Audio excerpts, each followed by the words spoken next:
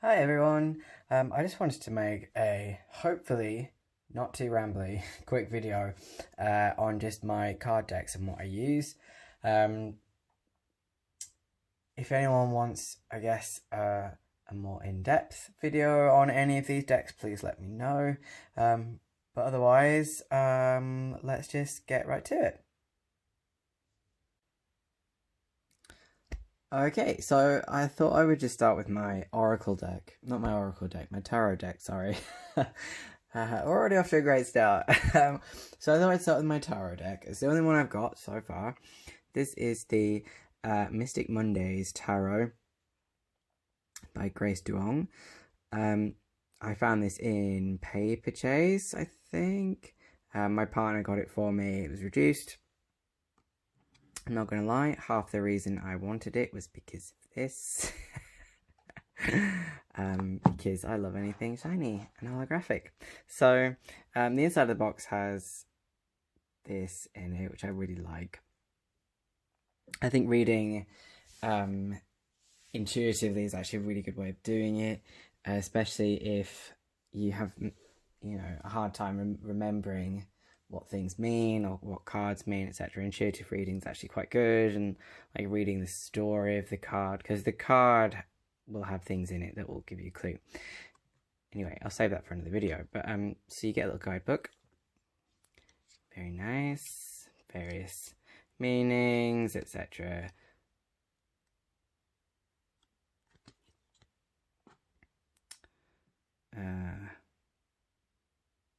That's what the inside says. So, Mystic Monday Tarot is your intuition tool for spiritual guidance, designed with intentional good vibes and a love of colour. Energy is made of vibrations, and each colour vibrates at its own frequency. This colourful deck is full of positive vibes that allow you to access answers for your highest good. Mondays are for new beginnings, and this deck is your key to creating a fresh start any day of the week. So I'll just show you really quickly how they'll flick through. I'll just put that over there for a sec. So this is the kind of style of artwork in the cards. So Three of Swords. Guess somebody's getting some heartbreak. And again, it's got that kind of hard to tell a little. There you go. You can really see the sort of holographic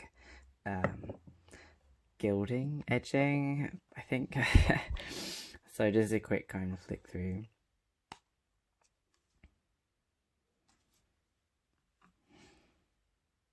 So it's this kind of really like,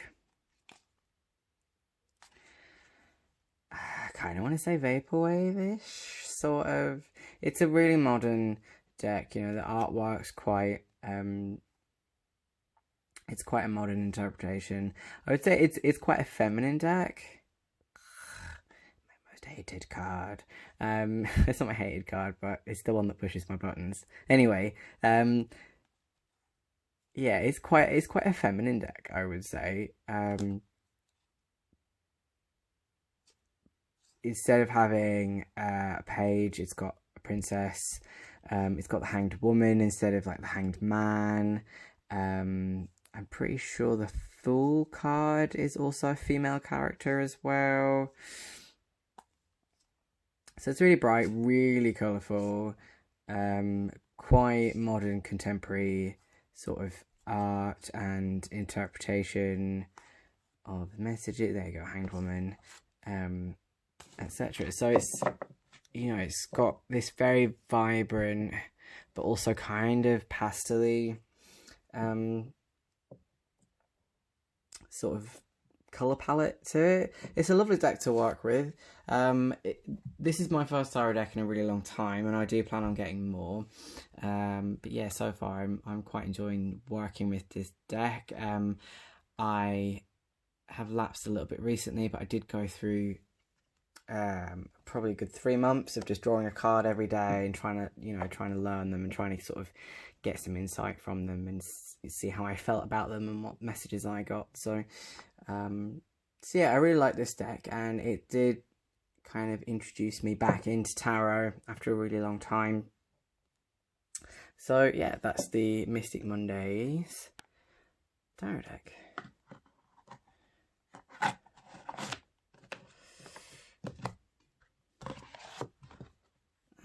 So we'll go into my Oracle decks now. I have 3 of them. I'm going to start with this one. This is Divine Circus by Alana Fairchild. This is the first Oracle deck I ever bought.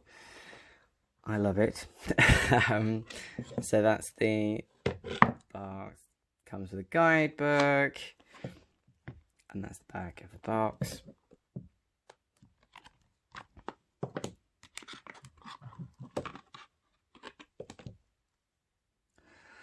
Cool. So again, just give you a quick zhuzh through some of the cards. I won't show you all of them, otherwise it'd be here forever. I absolutely adore the artwork on this. It's really beautiful, really speaks to me. Some of the cards are a little problematic. True.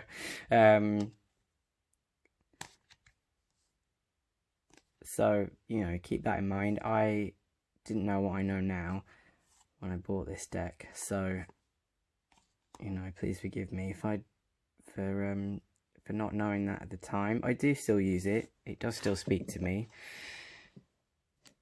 I do still find use from it. So it's a beautiful deck. This is what the art at the back looks like. So it's very circus themed.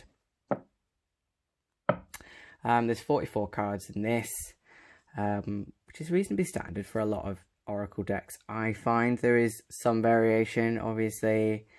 I love this card, love the way she looks. Goth Goals, baby. There's mostly female characters in this deck again. It's quite a feminine one, but there are some male characters as well. For example. So yeah, this is a really beautiful, it's a good deck to work with if you really struggle with, I would say, sort of self-esteem or self-love or anything like that. It's a really good deck for kind of reminding you where your power is. Some people might find it a little fluffy. I don't. I quite like it. I find it to be, like I said, a good reminder of sort of self-love and self-worth and all that kind of stuff. It does give you a bit of a kick up the bum, but in a really nice way. It's a little bit hippie, but I don't mind that. So yeah, that's the Divine Circus Oracle.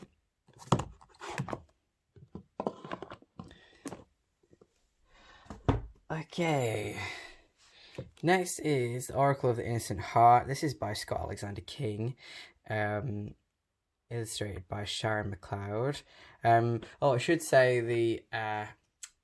the Divine Circus one has a few different illustrators in it, and each one is listed in the book that it comes with. Sorry, I didn't look it up beforehand, but if you do happen to have a copy, you can have a look, or I'll just post it below. So anyway, this is the Oracle of the Innocent Heart. This little thing is mine. My little cheat sheets book that I for sort of studying and stuff. So again, it comes with a little guidebook. Beautiful drawings. Love the illustrations and drawings in this one so very much. So we'll just have a quick look through.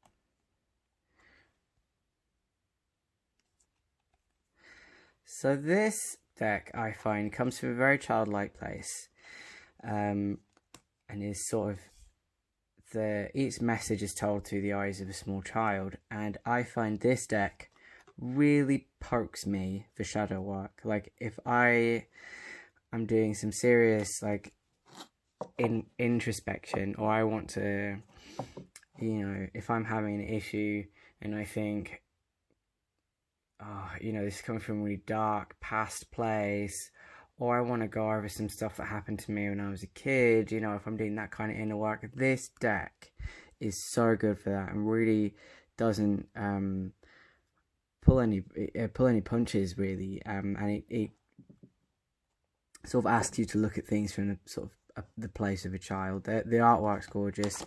This is what the back looks like. They're absolutely lovely, these cards. But yeah, they're a little bit hard going, and harder going than I thought they would be, to be honest, but that's not a bad thing. So anyway, I'm going to put it away lest I keep rambling about it, and then we'll be here for 5 billion years.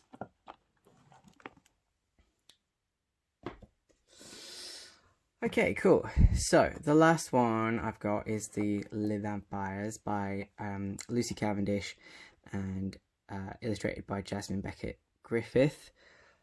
I always struggle to say her name.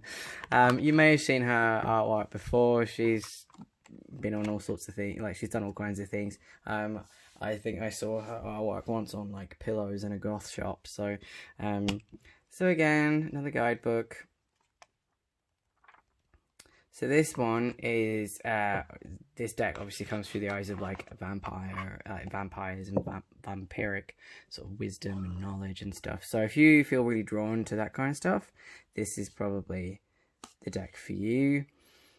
The artwork's really dark but kind of adorable at the same time. So if you're a big goth like me, you'll really love that shit.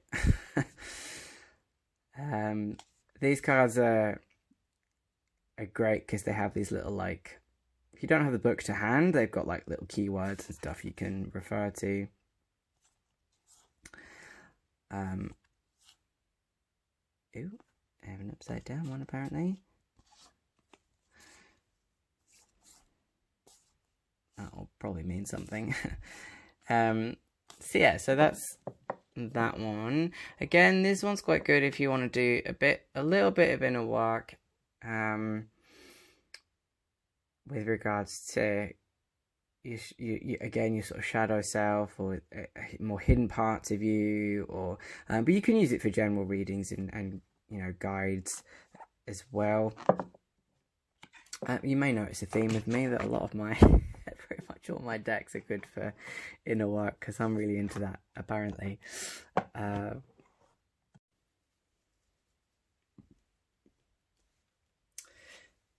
So, last but not least, and it's probably a bit anticlimactic, is this deck of playing cards. Now, you're probably looking at me, or looking at the screen, because you can't see me, and going, what's playing cards got to do with anything? My friends, do not discount playing cards. So, bicycle cards are always my favourite, used by professional gamblers, poker players, magicians, everywhere, because they slide so beautifully over each other. So those of you who use the Lenormand will probably be not so weirded out by the idea of using playing cards, but you can totally use playing cards to do divination with. Some people specifically call the act of divining with playing cards as cartomancy. I tend to use that as an overarching term because they're all cards. But anyway, so these are they. Each card, or you know, it represents a suit in tarot, and each card is basically the minor arcana, however you say it. So you can totally use them for divination purposes. I don't use them terribly often, if at all, really, if I'm being completely truthful with you, because I'm still learning sort of tarot and memorizing stuff. If you're really good at memorizing card meanings and stuff like that, totally use playing cards. You can absolutely do that, or you can assign your own meanings to them. Why not? Because cards are great like that, and you can totally do that. So, oh goodness me! So those are all my cards, essentially, my card decks. I actually have another one on the way, which I probably should have waited for before I made this video, but I was really keen to just add something new to this channel because I really haven't posted anything in, God, 6 months.